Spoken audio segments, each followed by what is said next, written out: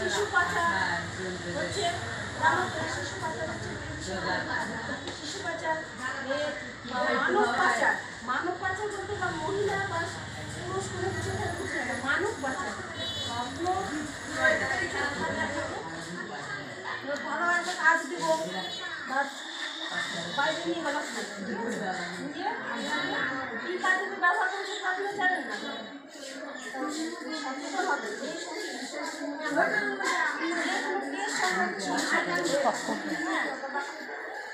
সংশয় থাকলে আপনারা আমার সাথে যোগাযোগ করতে হবে, সরাসরি যোগাযোগ করতে বা থানায় যদি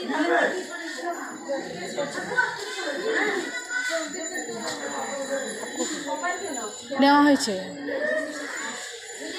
থানায় গেছে, থানায়